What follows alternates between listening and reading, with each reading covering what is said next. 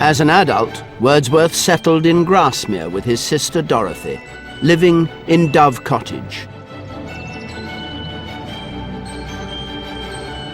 Here he became passionate about the natural world, from the greatest mountain to the smallest flower.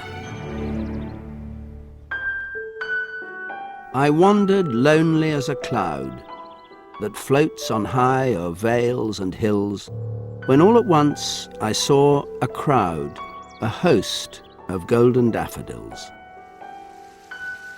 Beside the lake, beneath the trees, fluttering and dancing in the breeze.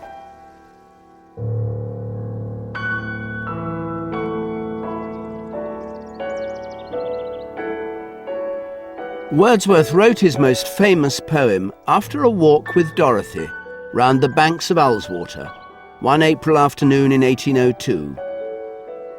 As they set off home, they were uplifted by the sight of these yellow flowers swaying in the wind.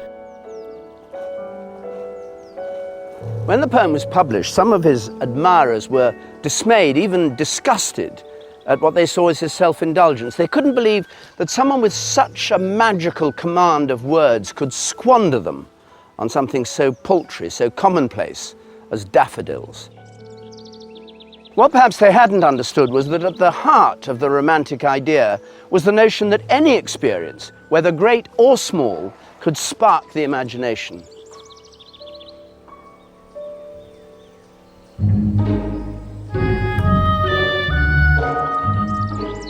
We get an awful lot of people here coming now, and of course they all want to come and see where the daffodils were. People sit there and somebody recites the poem to them, which I find a little strange, but everybody to their own. So the daffodils are trampled half to death, are they, every summer? Well, yes, we do get spring. We do get that problem with people trampling on them. We do get things like people come and want to pick them. Don't mind that so much, but the ones who come and want to dig them up and take them home so they can have their little clump of Wordsworth daffs in their garden do annoy us a little bit. What is it about the daffodil that's so special?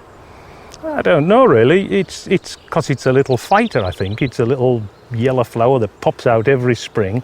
I wouldn't say it's a rare flower in England, but there's not a lot of places where it's still growing like this, where it's grown for, well, we know for at least 200 years on this side.